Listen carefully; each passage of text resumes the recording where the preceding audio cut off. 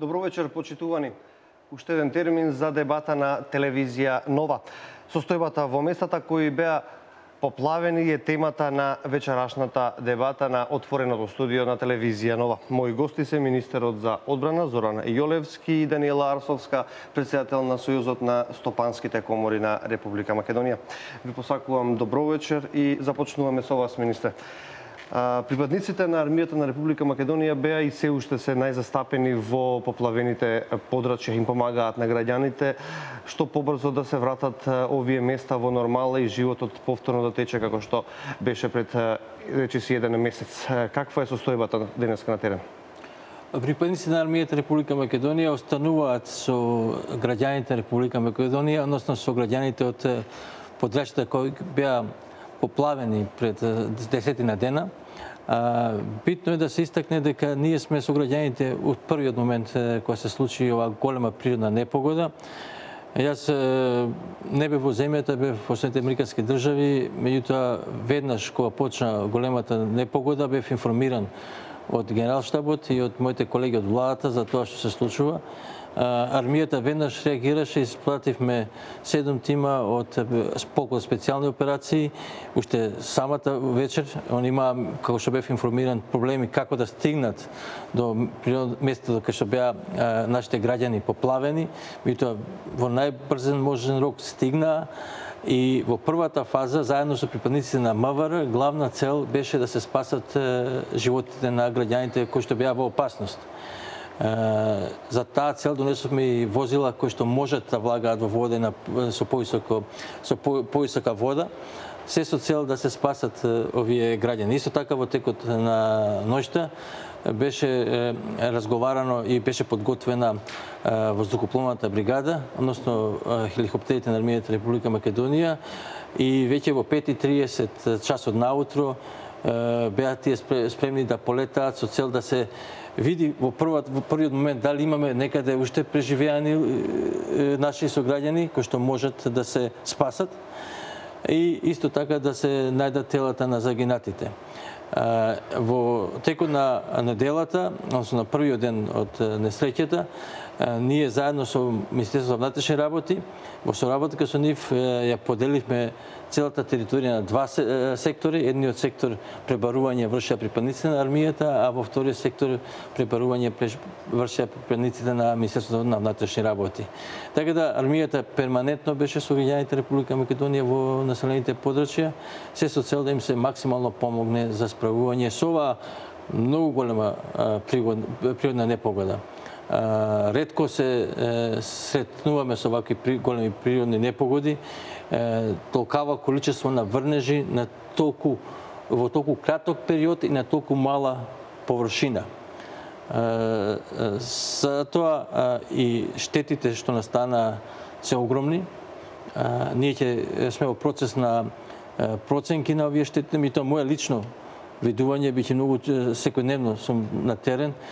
Сигурно овие штети, ако ставиме не само кон граѓаните и кон земјоделските површини, туку и кон обиколницата, се во најмала рака најмалце 300 милиона евра. Така, бизнис здруженијата, стопанските комори, индивидуалци, бизнисмени на некој начин сите се вклучија во хуманитарните акции за помош на настраданите од природната катастрофа. Голема акција со хуманитарни цели имаше и Стопанската комора која е под ваша надлежност. Како им помогнавте на граѓаните? Оно што е до исклучително значење е дека компаниите веднаш се мобилизира.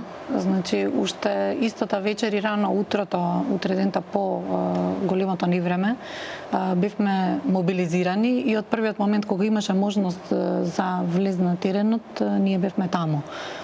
Лично исто така со целата екипа на Сојузот на стопански комори бевме сите денови пост невремето, значи на територијата на погодените подрачја во Скопско и асистиравме оноку колку што можевме. Она кое што од исклучително значење е дека целата механизација на компаниите кои што се членови од градежниот сектор, односно целата градежна комора на Република Македонија, која што е во Сојузот на стопански комори на Македонија, беше мобилизирана. сите оние возила, односно целата механизација која што беше потребна, беше испратена таму, особено она која што беше најнеопходна и која што имаше можност да пристапи во местата каде што беше потребна, беше на терен и се уште и до ден денес, значи тие работат на терен на што побрзо и финално санирање на штетите. Така, министре, вие сте секој ден, како што рековте таму, генерали, војска, специјалци, цело она што е под АРМ. Колку време ќе биде потребно за да се исчисти, се среди тоа? Видите, ако анализираме состојбата, денеска ќе видиме дека е направен голем напредок. Главните сообраќајници и споредните улици се расчистени, голем број од домовите се така исчистени, меѓутоа за да се врати животот во нормала, се разбира ќе треба малце подолго време. Сега сме во фаза каде што граѓаните треба да се ги поправат своите домови, треба да се ги реновираат своите домови, бидејќи некои од домовите беа прилично уништени. Имаше семејства кои што ги изгубија целиот намештај. Нема да се заборавам, беше вториот ден на една од последните улички, беше една бабичка инвалид. Појдохме да ја помогнеме и верувајте, целиот намештај што ги имаше на првиот спрат, а тоа беше куќа само на еден спрат, моравме да го извадиме и да го фрлиме. Јас ја прашав тетко како сакате да ви помогнеме да го извадиме во двор да го сочувате или сакате да се фрли. Вика, сине, од ова вика нема ништо. И од целата куќа и остана само едно лавабо. Значи, за да си го нормализира таа жена својот живот, треба покрај да се куќата обнови, да се окречи, сигурно подот целосно се смени, потребно и целокупна покуќина од столици, маси, шпорети, фрижидери, креденци, се треба да се купи ново. Така да овој период на нормализирање ќе потрае и ние како армија, меѓутоа и сигурен сум дека и приватниот сектор, и ние како влада ќе останеме со овие граѓани се додека максимално им се помогне за да се вратат во еден нормален живот. Така, господи Јаросовска, имав можност да ве видам во Стајковци и во другите места кои што беа зафатени од поплавите, дека вие со вашите екипи, со членките од Сојузот на стопанските комори, од врата на граѓаните им помагавте и носевте хуманитарни пакети. Како одеше акцијата? Најпрвен тоа што е значено да се каже е дека во тие моменти, значи кога пост големото невреме, луѓето не можеа да пристигнат до на помош која што беше доставувана по пунктовите. И покрај тоа што значи тие беа постојано ангажирани во оној дел на чистење на своите домови и спасување на тоа што е возможно да се спаси во ваква ситуација, исто така и беше доста непристапен периодот до нивните домови, до поголемиот број на улици кои што веќе сега се полека се, да кажеме, расчистени веќе во повеќе сигурно до 80%. Значи тоа е делот каде што се обидовме барем колку што можеме во тие први денови да им помогнеме максимално од аспект на тоа да се пристапи директно до домовите, да може да се испорача нешто од помошта која што ја имаме собрано по нашите пунктови и секако понатаму во втората фаза следи на определен број на семејства кои што се навистина најзагрозени, кои што имаат социјални случаи во тоа семејство или конкретно се работи за оние кои што се најпогодени, самохрани мајки, инвалидни лица и така натаму, кои што навистина немаат можност и работноспособна сила да самите си обезбедат услови за да продолжат, да кажеме, за релативно брзо време да нормално да ги живеат своите животи, на тие исто така први ќе им асистираме при опремувањето на домовите и да почнат да функционираат нормално како што тоа го правели пред настанувањето на оваа состојба. Да. Време е за првиот блок на реклами. Останете со нас, се враќаме брзо.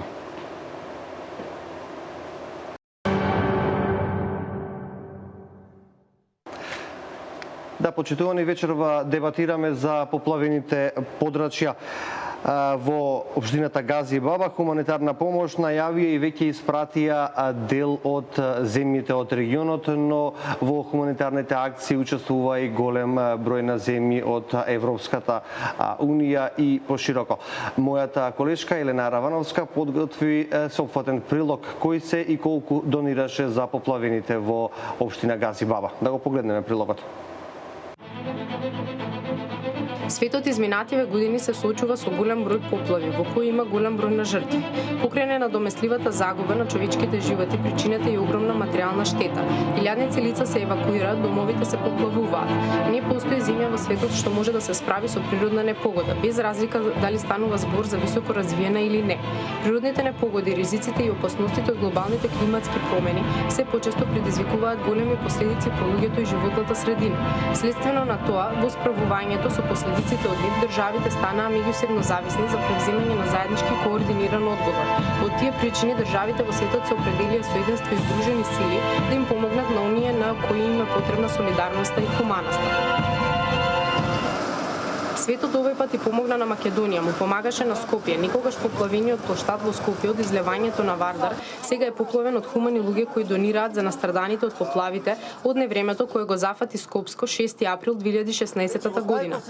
Големото невреме само по себе донесе големи несреќи, поплавени куќи, возила и однесени човечки животи се само дел од оваа несреќа.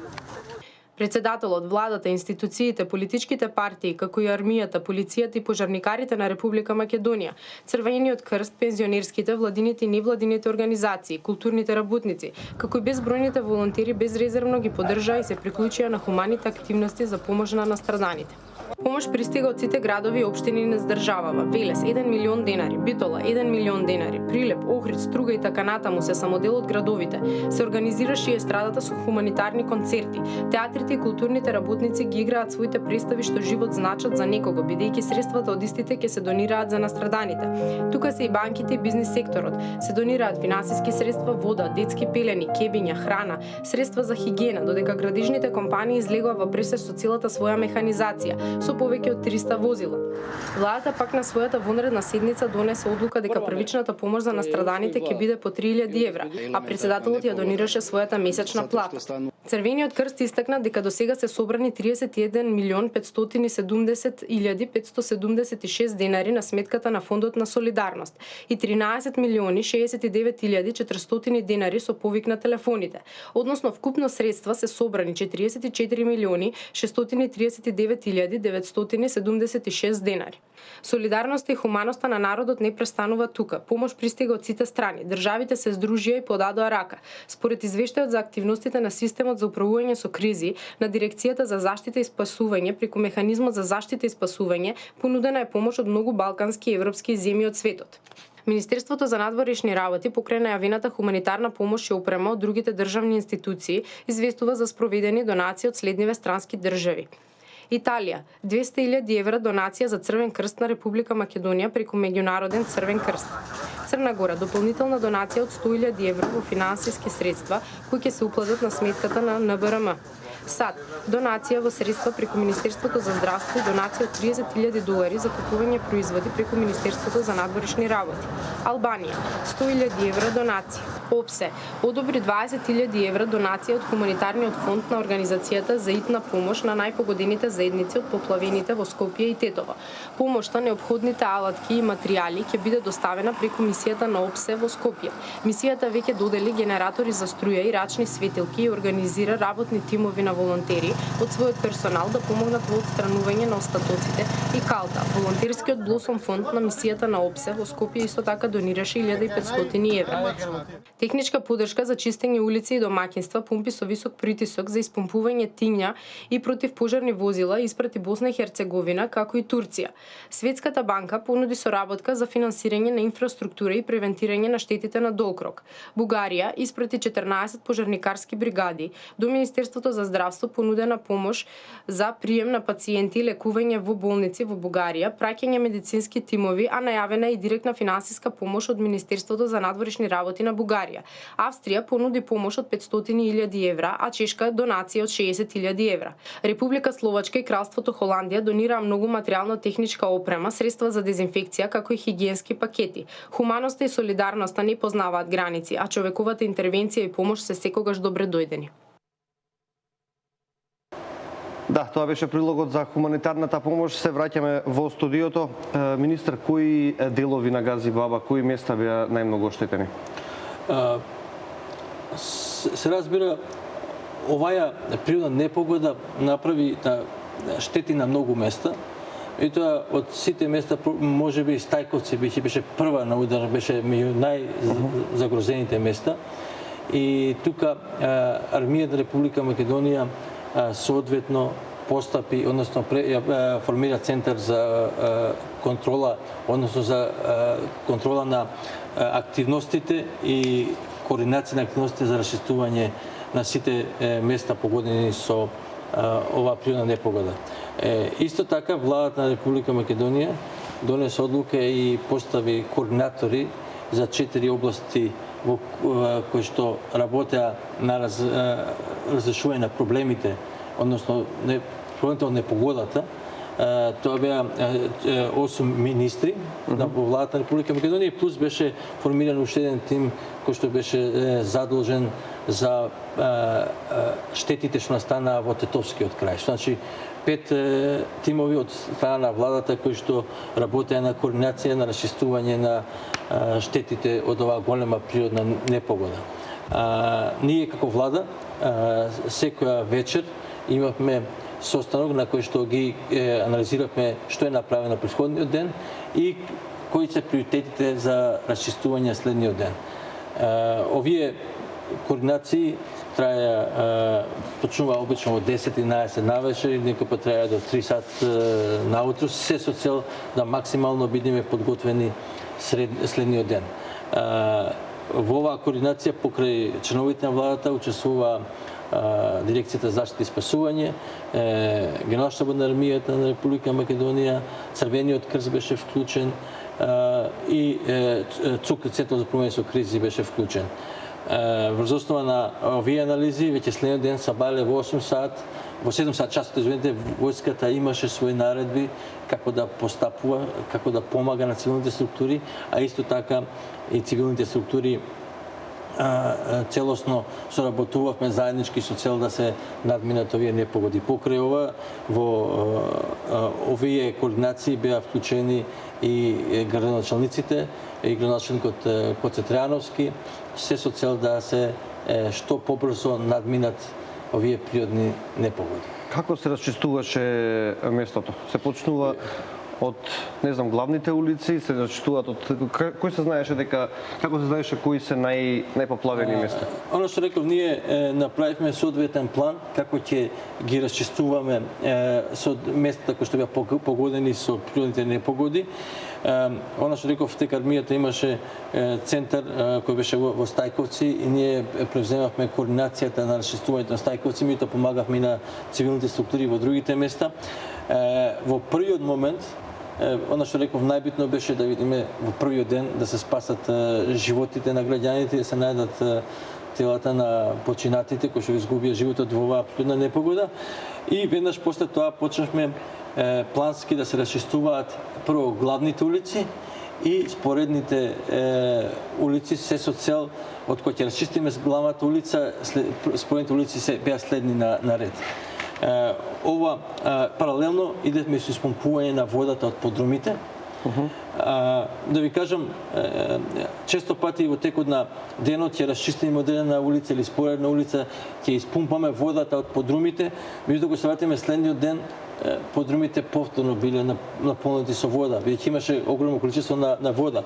Па повторно мораше да се испумпува или да речем последно со помалите улички во текот на денот ја изчистиме уличката, меѓутоа луѓето кои што живеат таму си ги расчистуваа куќите, си ги расчистуваа дворовите. Ќе дојдеме сабале, повторно таа уличка беше наполнета со смет. Па моравме повторно да ја чистиме. Тоа е сосема и се разбира сосема нормално и ние соработувавме целосно со граѓаните. Се разбира како армија и со помош на оперативата која што од приватниот сектор ни ја даде, исто така и дирекцијата за заштита и спасување обезбеди голем број на инженериски машини, камиони, багери и така натаму. Плански доаѓавме, ги чистевме овие улици. Се разбира, тие што беа најнакрај на овие улици, можеби последни беа расчистени, бидејќи логиката на работа, за да бидеме најефикасни, мораше да почнеме од центарот кон периферијата, од главните улици кон споредните улици. За сето тоа максимално бевме ангажирани ние, меѓутоа можам да кажам дека она што реков, голем број на инженериски машини од приватниот сектор, донации, ја би им заблагодарил многу. Исто така Дирекција за заштита и спасување имаше доста машини и во одредени сегменти и координиравме кој тип на машини ни се потребни. Ако е да речем мала тесна уличка, не може да испратите голем багер или голем камион. Така да тоа беше прилично добро организирано. Например, во Стајковци и во другите места имавме покрај што се носеа во главните депонии Врдариште и Дризла, ние имавме поставено области каде што камионите со помал капацитет, помалите камиони, па и тракторите, го носеа шутот, таму се растовараше, па повторно се товараше во големи камиони со цел да се однесат. Ова беше сериозна операција, но што ви реков како илустрација, само во еден ден беа изнесени само од Стајковци 8000 тони шут. Тоа ви покажува колкав ангажман и на механизацијата и на људството кое што работеше. Често пати, да ви кажам, на терен бев ќе видам дека на одредена инженерска машина гумата се скинала. Приватниот сектор тука беше многу коректен, веднаш носеа нови гуми, а тие гуми се прилично скапи, најевтината цена е околу 1000 евра. Тоа ви покажува колкав не само ангажман на машини и трошок како ангажман на машини, туку колкави и штети приватниот сектор имаше, и тоа целосно, професионално си ја изврши работата и во овој релативно краток период успеавме со максимални напори да ги изчистиме сметот од овие куќи. Од кои се изчистеше сметот од куќите и од улиците, се приоѓаше кон дезинфекција на куќите и кон чистење и дезинфекција на улиците. Така. Да ме збори и за дамата, освен домови и улици поплавени беа и дел од компаниите. Телевизија Нова направи обиколка во дел од индустријските зони во Белинбегово. Видовме дека голем дел од фирмите, компаниите се поплавени. Има ли ваша членка од вашата стопанска комора некоја компанија која што претрпела штети? Да ви кажам искрено, тоа што многу не изненади беше првичниот одговор од страна на компаниите. Значи, нешто кое што е нормално да го очекуваш, меѓутоа во секој случај воодушевува кај луѓето. Дури оние компании кои што беа први погодени, беа оние кои што први се јавија да помогнат на луѓето кои што се настрадани директно во штетите. Значи, бидејќи се самите таму и имаа можност, значи, да го видат целиот тој притисок кој што го имаат луѓето, она кое што најпрвен треба да го знаат граѓаните на Република Македонија е дека бизнис секторот, односно македонските компании, ги водат и во нив работат македонските граѓани. Значи, македонските граѓани, македонскиот народ се покажаа како исклучително и хумани, и одговорни, и како добри луѓе, подготвени да помогнат во неволја, и најпрвен треба да бидеме свесни дека на секој од нас може да му се случи тоа што им се случи на луѓето во Скопско. Така да имаше компании кои што беа погодени, со нив се договоривме и истото го спроведуваме веќе, дека ќе оди помошта која што таму се одвива во две фази. Во првата фаза беше за сите оние кои што беа во животно загрозувачка ситуација, значи да се помогне човекот на човек да помогне, односно и компаниите, и механизацијата, и сите ресурси да бидат ставени на располагање најпрвен за спасување на човечките животи, понатаму за помош за воспоставување на нормален живот на лицата кои што се таму и кои што треба да продолжат да функционираат. Најпрвен да се превенира, доколку веќе се санирале сите оние животно загрозувачки ситуации, да се превенира и да се почнат да се развиваат разни болести на теренот. Знаеме дека беше настаната навистина тешка состојба на терен, со изгинување на голем број на животни, и сето тоа требаше најпрвен да се санира, а понатаму во втората фаза, значи она асистирање и помош на компаниите кои што беа да кажеме, ефектуирани од целата оваа ситуација, на кој што ќе им се излезе во пресрет, се прават присметки на штетите, сите тие се пријавуваат кај нас, значи со кој дел од имотот, значи им бил на удар од ова невреме и по присметка на штетите нели ќе се излезе со конкретно решение за како да им се помогне исто така и новие компании. Меѓутоа најглавното нешто од се беше во одушеви нивната хуманост и нивната подготвеност да помогнат најпрвен за сметка не гледајќи на тоа што им се случило на нив, туку да помогнат да се спасат човечките животи и да се спаси она што е животно загрозувачки. Така. Министр, со колку војска имате на располагање дневно во Стајковци? Колку механизација, машини? Имате ли бројки? Овака, онака што информирав претходно, ние пред секој ден имавме навечер координација на владата и врз основа на задачите што ни беа дадени, што требаше како армија да ги извршиме, ние го дефиниравме и бројот на војници кои што са бале во 7 часот беа на терен. Некои беа, штабот работеше 24 сата, меѓутоа имавме, требаше, тоа се и војници кои што треба да се одморат, малку за може следниот ден да бидат во функција. Во целиот овој период не имавме помеѓу 400 и 650-700 војници. Цело време имавме и дежурни екипи кои што беа во касарната Илинден и во другата касарна која што ни е наредно од Петровец, на Петровец, така сега касарната, биќе релативно брзо може да реагираат и доколку се јавеше потреба од дополнителна војска, дополнителни капацитети, ние веднаш успевавме и стоевме на располагање. Исто така помагавме на координаторите во сите овие 4 региони, координација како ќе се користи опремата, односно механизацијата, инженериските машини, целосно армијата беше на располагање. Имаме ли податоци колку куќи се уништени, колку улици треба да се направат, електрични напојувања? Она што јавноста го знае, струјата е вратена во сите куќи. Тимовите процентните беа на терен, попишани се сите семејства и сите куќи кои што беа оштетени, во тек е проценката на оваа штета, така да наскоро владата ќе искочи со конкретни бројки.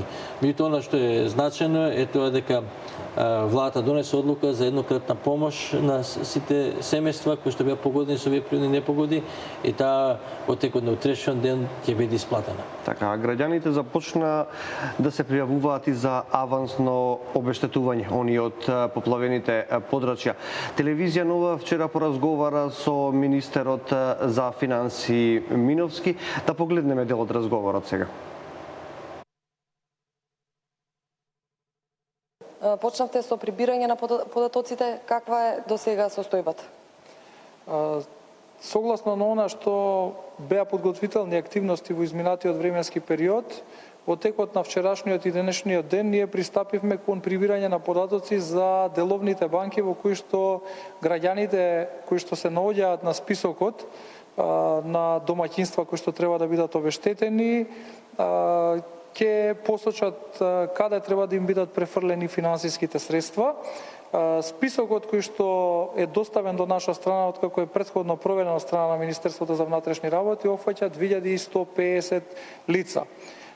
Преостанатите лица кои што биле погодени од елементарната непогода, а кои што не се наоѓаат на списокот, очекуваме да ги добиеме во наредните неколку денови во зависност од динамиката со која што ќе се доставуваат податоци од страна на Министерството за внатрешни работи. Се работи на вистина за голем број лица каде што постои можност да, на пример, матичниот број се разликува за една бројка, па во тој случај повторно се проверуваат податоци од страна на комисијата. Навистина се работи за сериозна операција, меѓутоа таа е неопходна да се заврши за да можеме да извршиме соодветна исплата на финансиски средства. Во наредните денови како ќе стигнуваат информациите, така ние повторно ќе бидеме отворени за граѓаните да ни посочат деловната банка во која што сакаат да им бидат префрлени финансиските средства и ќе следи нормално потоа веднаш и исплатата на паричните средства во износ од 30.000 денари. Кога се очекува да заврши целосната исплата? Околу 5000 семејства мислам дека треба да добијат помош. Исплатата во овој момент на авансот зависи од динамиката со кој што ние како министерство ќе ги добиваме податоците. Очекувам во текот на наредната недела да ги добиеме сите податоци и динамиката со која што граѓаните ќе ни ги достават, кои што се наоѓаат на тие списоци, ќе ни ги доставуваат податоците.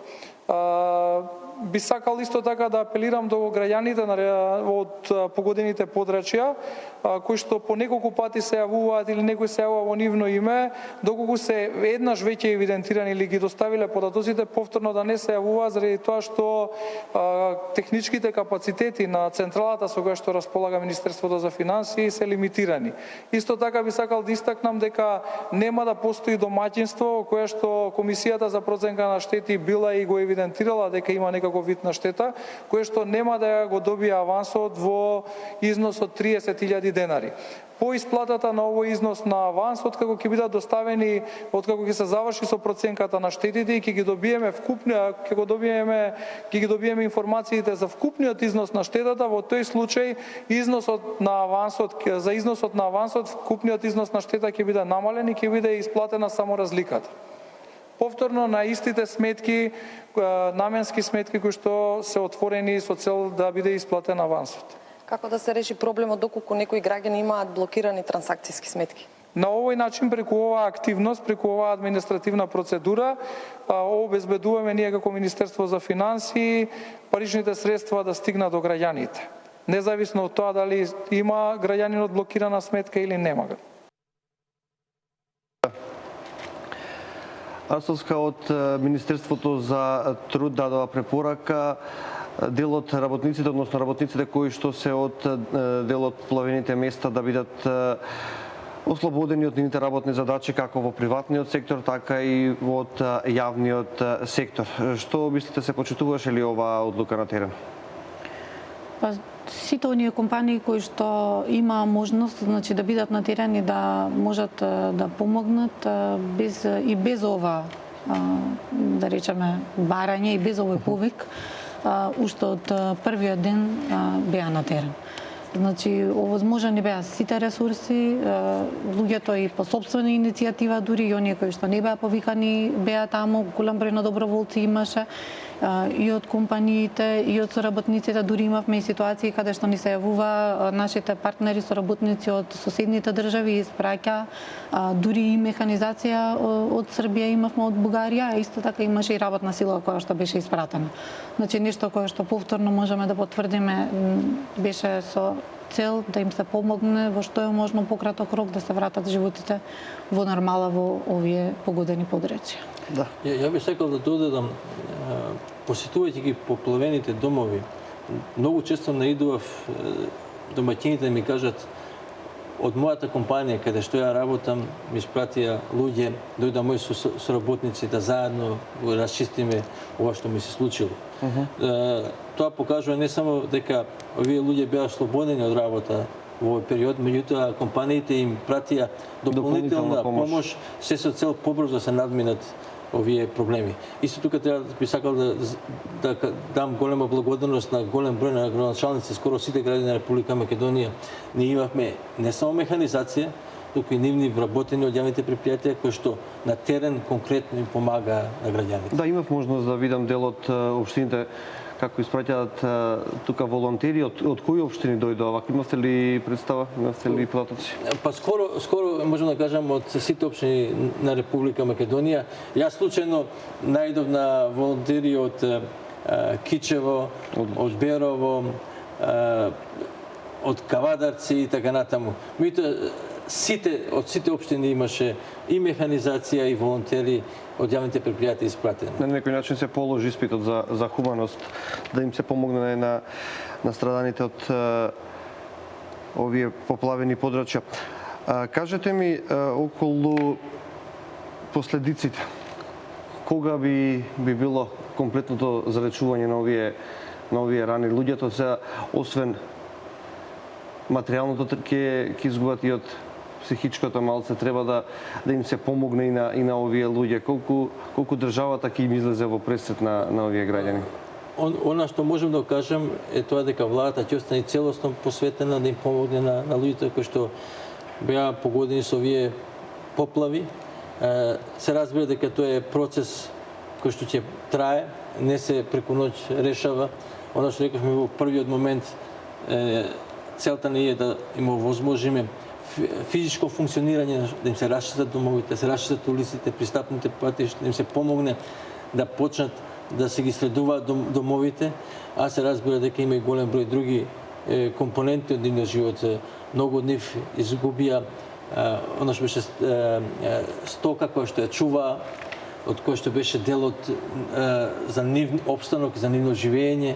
Понатаму голем број од површините, земјоделските површини се уништени, така да ќе треба да им се помогне на овие луѓе и ќе продолжиме да им помагаме бидејќи штетите кои што настана се огромни. Имавте помош од меѓународни војски, КФОР, други единици. Кои беа нивните ангажмани, нивната улога? Помагањето со војска е малце поспецифично, со оглед на тоа дека ние имаме договор со КФОР за меѓусобна соработка, така наречен СОФА договор. Тие беа во можност веднаш да пристапат и да ни помогнат. Командантот на КФОР упати прво единица на произведување, да види како може да ни помогнат и кој тип на механизација ни е потребна.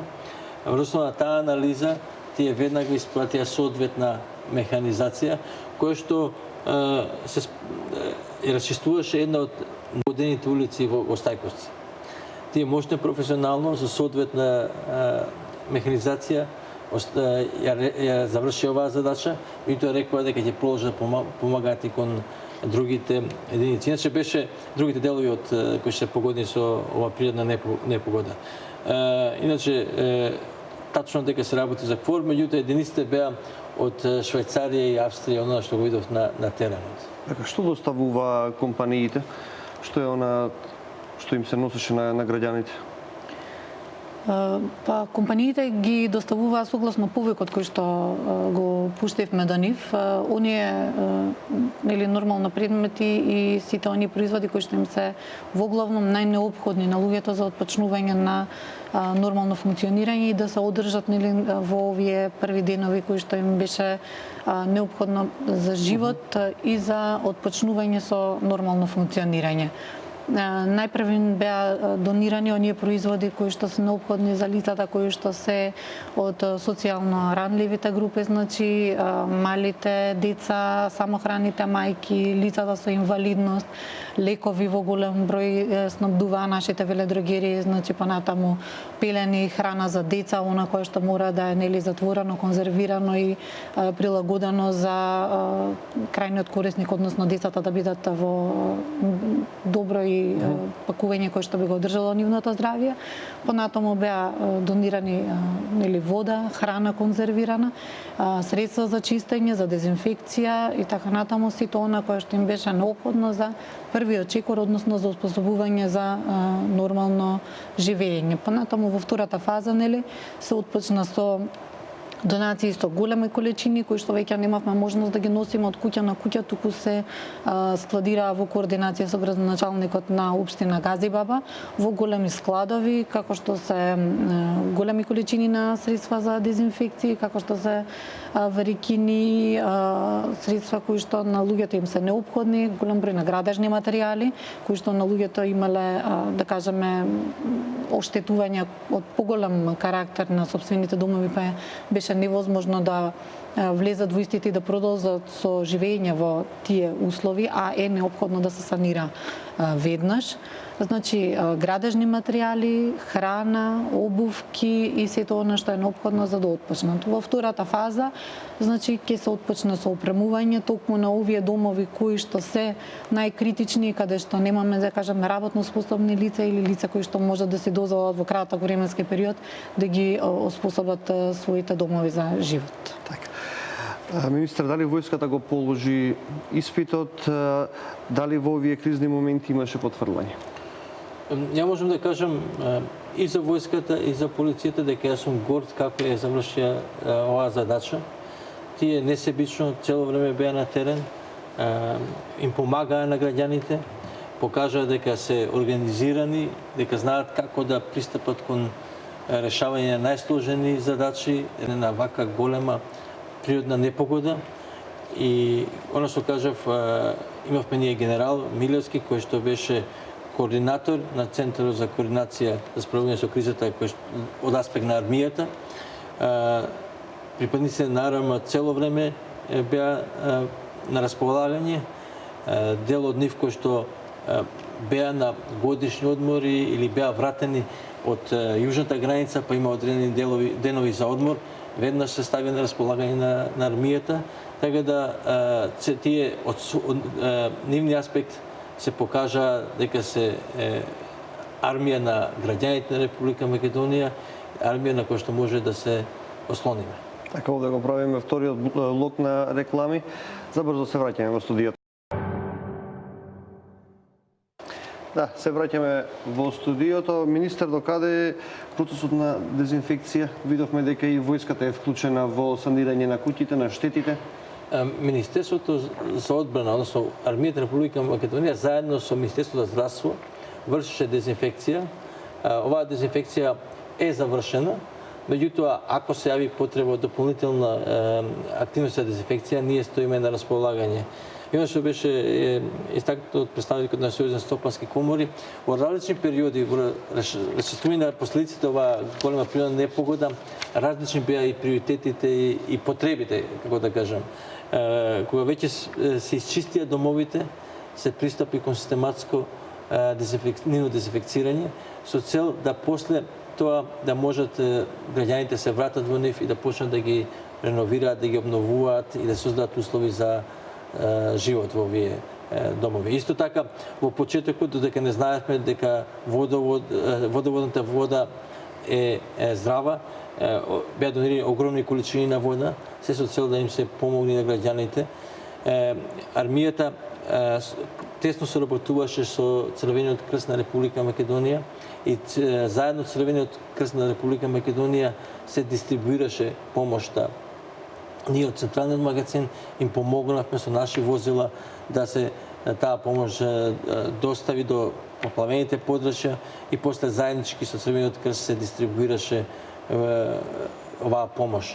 Во овој сегмент на поддршка на страдалите подрачја ние имавме дополнителни 200 војници кои што не ги спомнав, бејќи тие формално и не беа цело време на терен, туку беа во касарната и дава соодветна логистичка помош на активностите на сите државни институции и на приватниот сектор. Освен градежниот сектор, спомнавте и фармацијата, колку компании се вклучија оваа хуманитарна акција и од кои сектори? Буквално сите сектори беа вклучени. Овие кои што ги спомнав беа оние каде што беа потребни поголеми количини на средства од одреден тип да бидат донирани и да бидат дистрибуирани до компании, до настраданите лица, односно до оние семејства кои што беа погодени од ова невреме.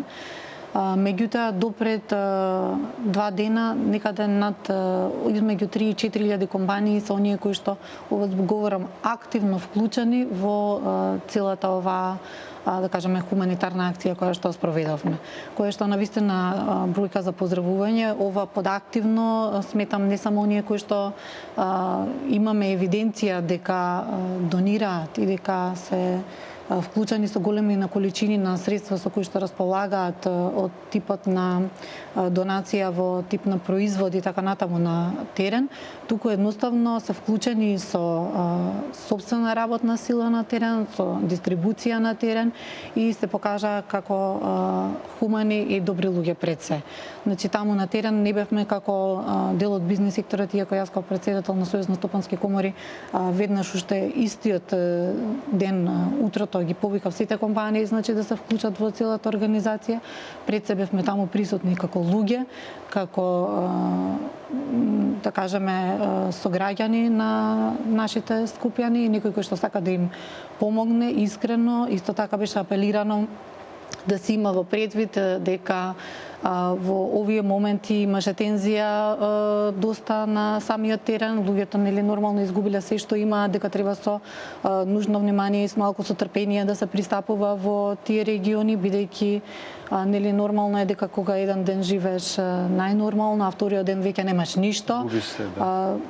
Тука има и еден голем психолошки момент во кој што треба да се има трпение и не само до сега, туку и од сега натаму треба да се има трпение со овие луѓе, се до оној момент додека тие буквално не врата да берем дел од она кое што го изгубиле во ова невреме. Така, дел од експертите, министр, посочија дека и нелегалната сеча од планините има некаков удел тука за оваа природна катастрофа, немаше што да ја задржи водата од обилните дождови. Дали ќе ги зголемите како држава контролите и шумската полиција, војска во планините за да ова да не се повтори? Секако и акцијата Ден на дрво би ќе одигра голема улога доколку таа продолжи.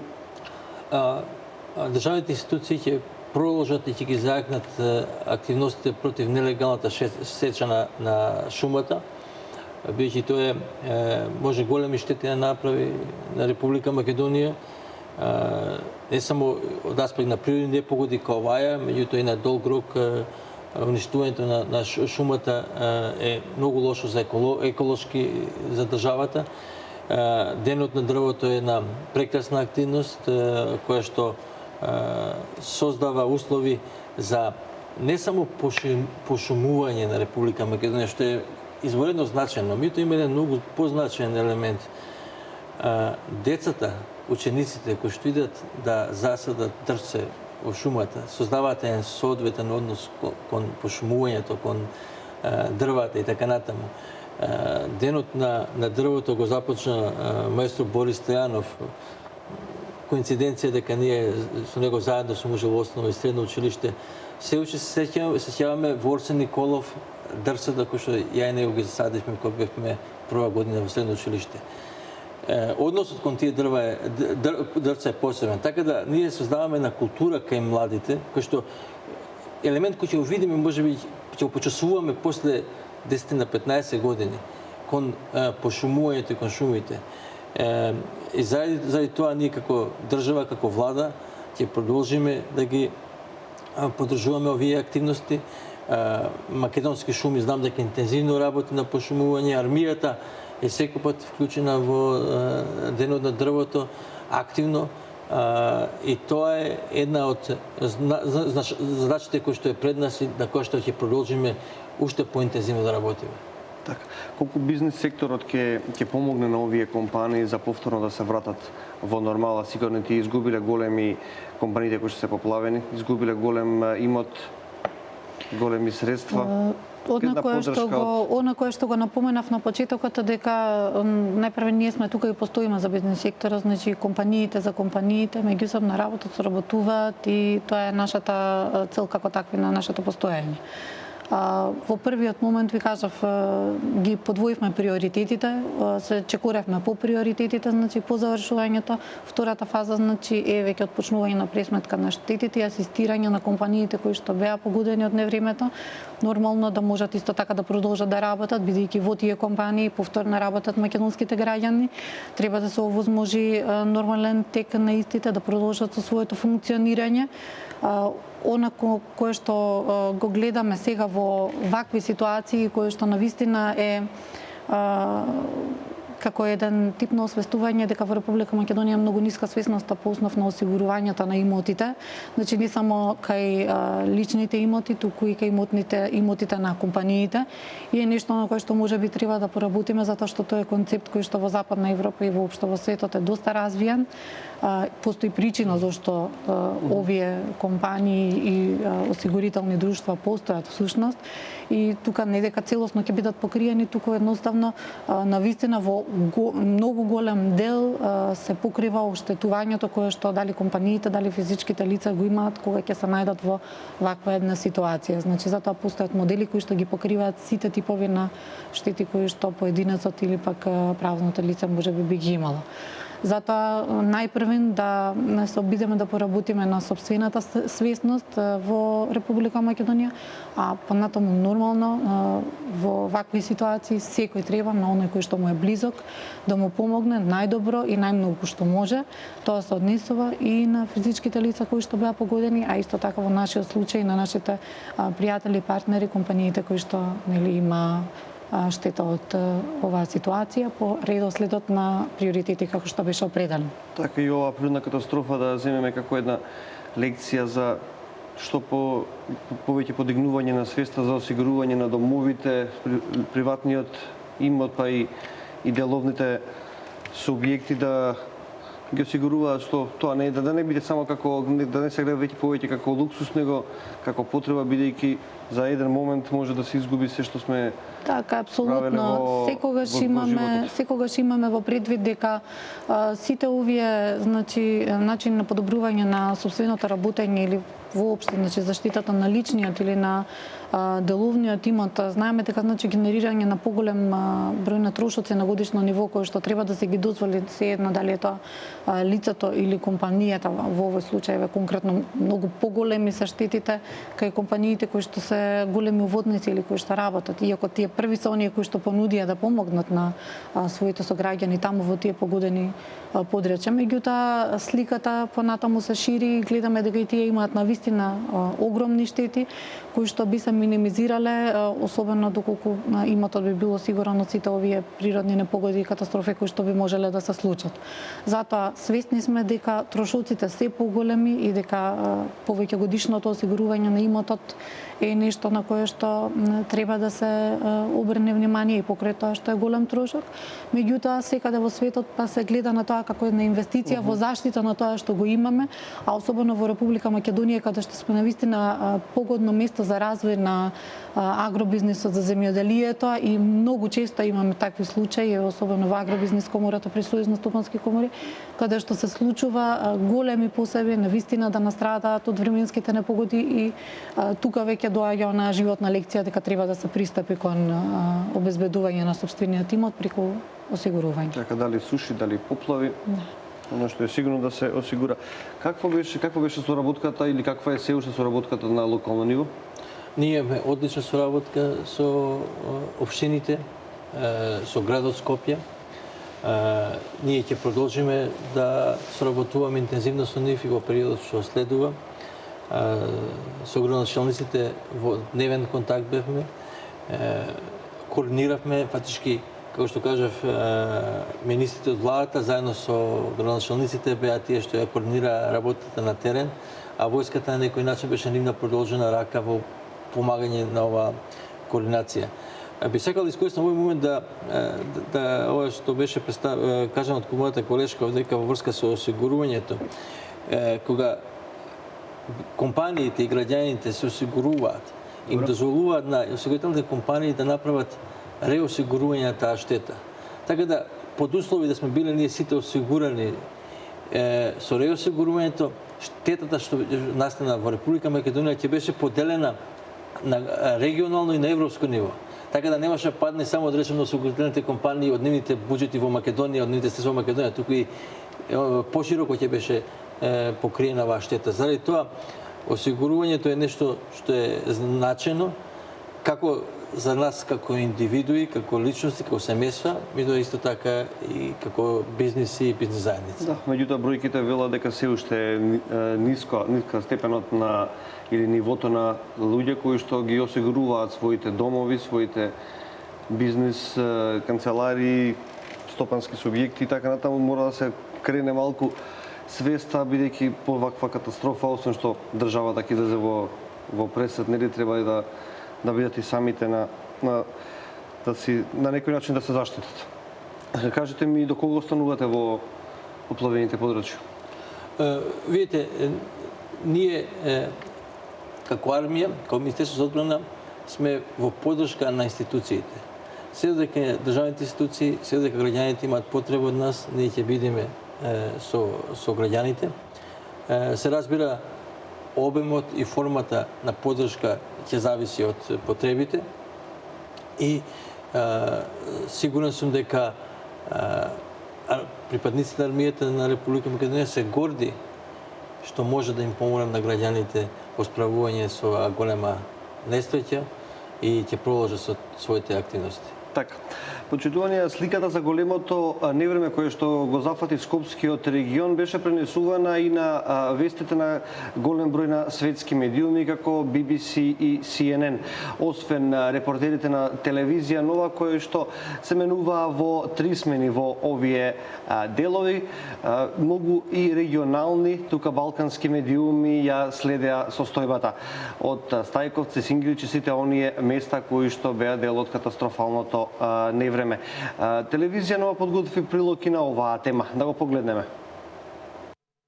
Големото невреме кое зафати делови од Македонија осамна и на насловните страници и во ударните термини на вестите на светските медиуми.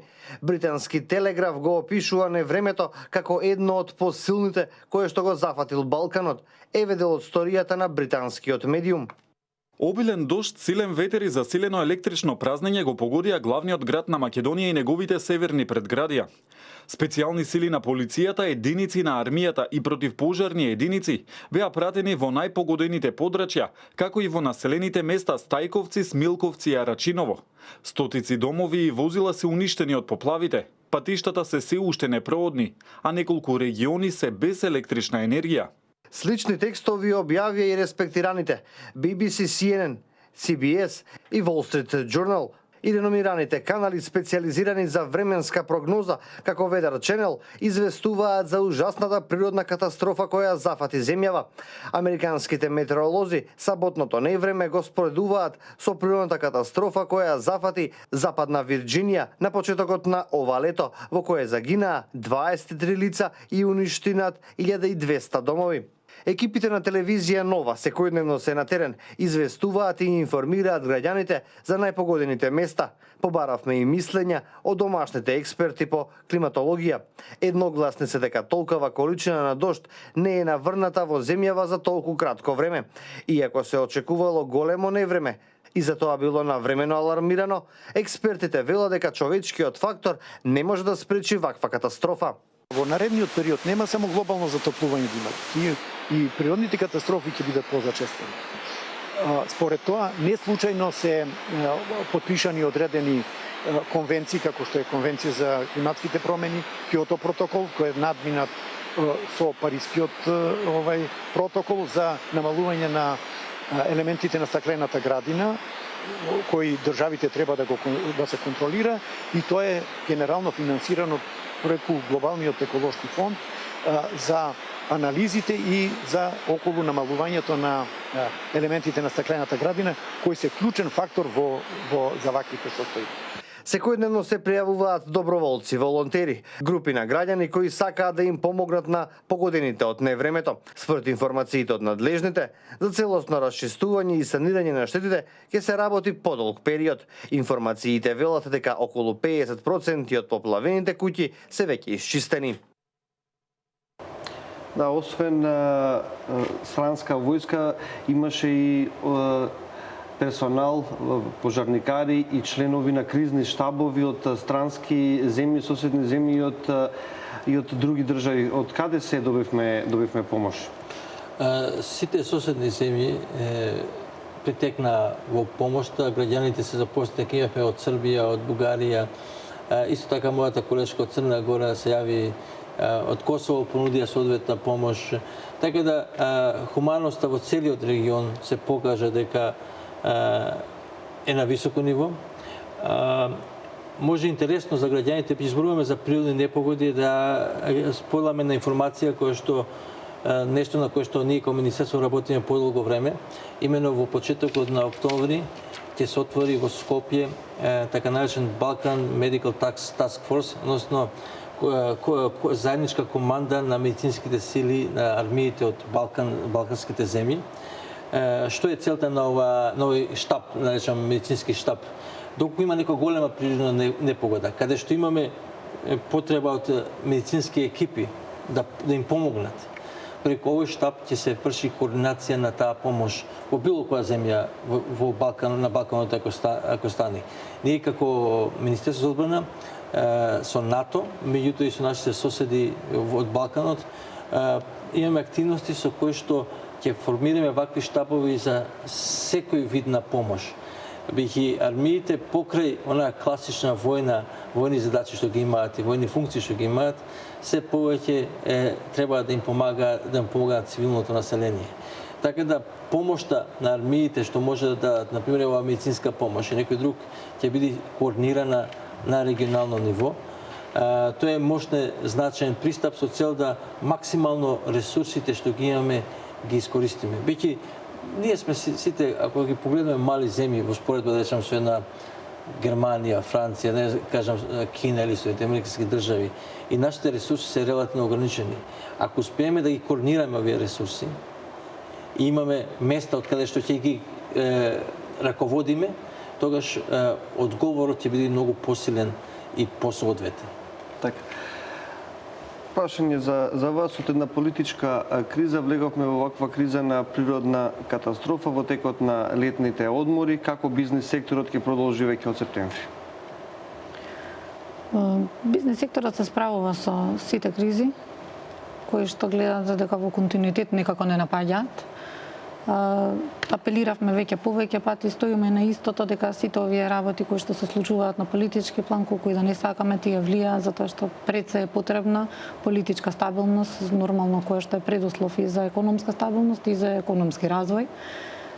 Затоа се надеваме дека од крајот на годината и натаму веќе ќе завлеземе во некој нормален колосек на стабилна Република Македонија и на политичко и на економско ниво, да можеме да продолжиме со сите оние инвестициски проекти кои што ги имаме, а кои што во овој момент нормално стагнираат. Така, завршен збор, министер, за вас, што уште треба да се направи во плавените подрачја за да се нормализира состојбата? Најважно е да се создадат услови на граѓаните за нормален живот и да им се помогне економски што побрзо да ги надминат овие потешкоти. Ако ќе кажам економски, не само да се реновираат нивните домови, да се купи намештај таму кај што ми е потребен, меѓутоа да можат веќе дел од нив се стопанисуваат, имаат ниви и работилници, бизниси во тој регион, да овие бизниси започнат нормално да функционираат, да генерираат приходи, за да си го нормализираат животот. Така, за вас на крај економско прашање, како очекувате да заврши годината на економски план? Па сега не знам колку е соодветно денеска на оваа тема да ги дискутираме овие прашања, меѓутоа знаете дека нашите проекции вообичаено соодветствуваат со оние кои што ги имаме од страна на Министерството за финансии, исто така Народна банка излезе со своји проекции од прилика околу 1,5%, доколку тоа кажувам како оптимистичка варијанта, доколку нели нормално се дојде до одредена разрешница и да може стопанството се поттикне и да завлезе во свој циклус кој што сме го имале, а беше позитивен во изминативе неколку години. Така. Ви благодарам за гостувањето. Почитувани, останете со телевизија Нова, следува нов информативен блок.